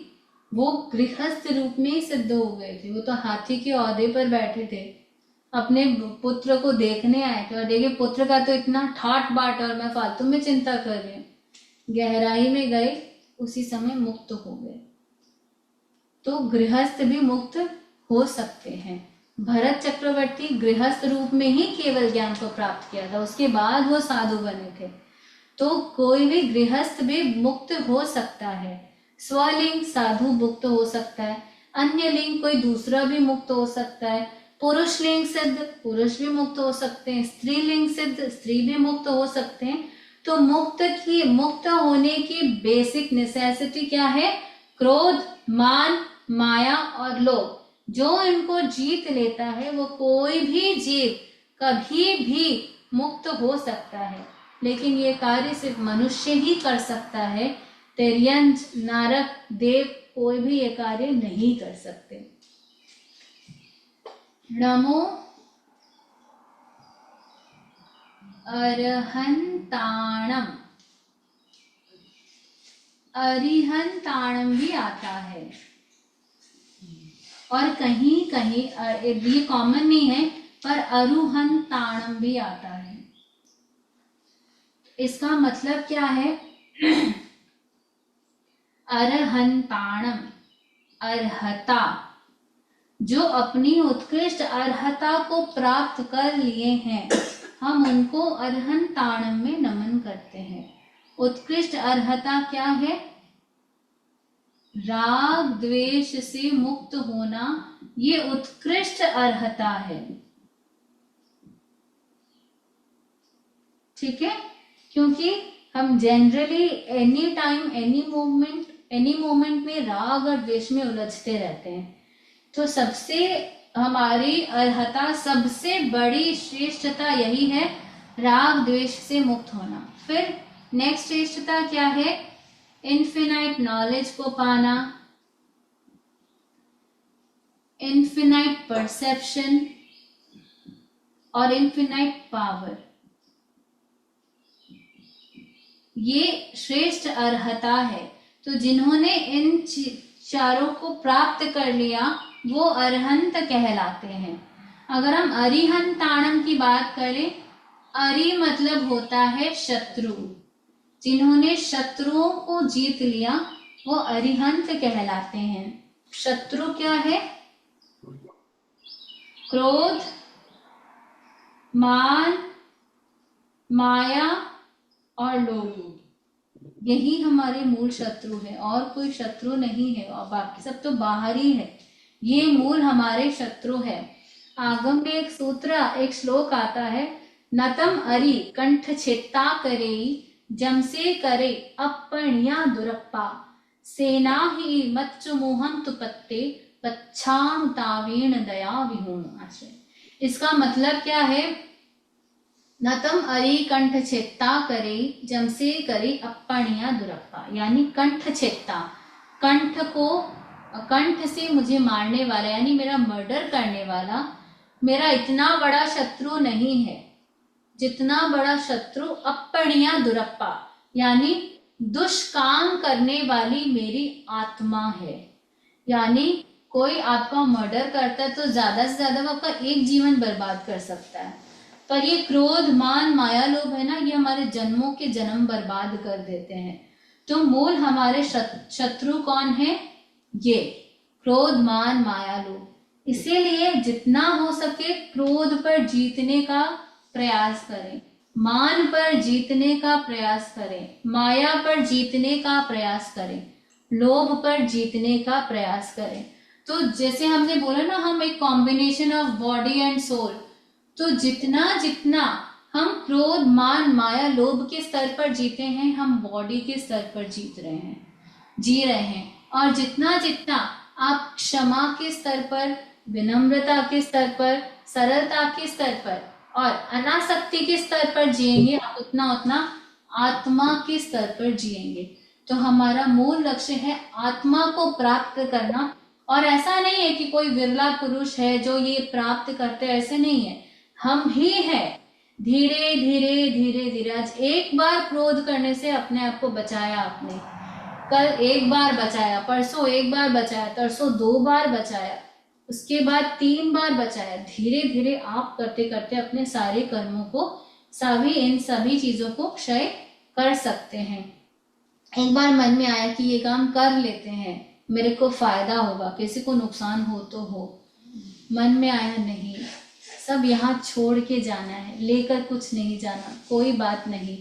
अगर छोड़ भी दिया तो एक बार अपने माया को जीती तो धीरे धीरे आप अपने आप को जीतने लग जाएंगे।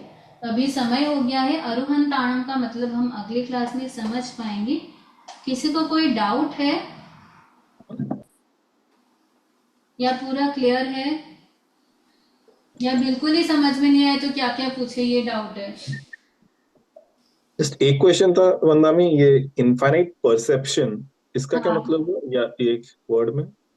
हाँ, हिंदी में बोलो। परसेप्शन का यहाँ ये इसका हिंदी मीनिंग दर्शन होता है। दर्शन बहुत ही सटल लेवल का ज्ञान का प्रायर फॉर्म होता है दर्शन।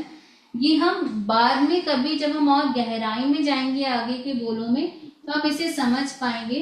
तो ज्ञान से पहले की जो स्टेज है, यानी कोई भी अपने विषय से कांटेक्ट बनना, ये दर्शन कहलाता है। अभी आप केवल शब्द को ही ग्रहण करें, इसके अर्थ को हम थोड़ा समय बाद समझने का प्रयास कर पाएंगे। जी वंदन। और कोई क्वेश्चन? ठीक है, मैंने बोला तो 11:15 तक क्लास था, आज थोड़ी सी एक्सटेंड हो गई, तो उसके लिए क्षमा करना। मंगल पाठ। अर्हंता मंगलम सिद्धा मंगलम साहू मंगलम केवले पन्नतो धम्मो मंगलम। अर्हंता लोकुत्तमा सिद्धा लोकुत्तमा साहू लोकुत्तमा केवले पन्नतो धम्मो लोकुत्तमो। अर्हन्ते शरणं पवज्जामि सिद्धे शरणं पवज्जामि साहू शरणं पवज्जामि केवले पन्नत्तं धम्मं शरणं पवज्जामि। विघ्नहरण मंगल करण स्वाम भीक्षणो नाम गुण ओलख समरण किया सरे अचिंत्या काम। आरोग्य बोहि लाभम समाहि वरमुत्तमं दिन्तु चंदे सुनिम्मलयरा इच्छेसु अह्यं पयासयरा। सागर वर गंभीरा सिद्धा सिद्धिं मम दिसन्तु सिद्धा सिद्धिं मम दिसन्तु। तो लगभग 2 वीक बाद नेक्स्ट क्लास होगी, उसके पहले क्विज आएगा, आप वापस रिकॉर्डिंग देखकर क्विज करने का प्रयास करें। प्लस अगले क्लास तक यानी 2 हफ्ते तक कोई अगर आप त्याग लेना चाहें तो त्याग ले सकते हैं। हमारी तरफ से जो छोटी कचौड़ी आती है उसका अगले क्लास तक यानी 2 हफ्ते तक त्याग है। ओम अर्हं।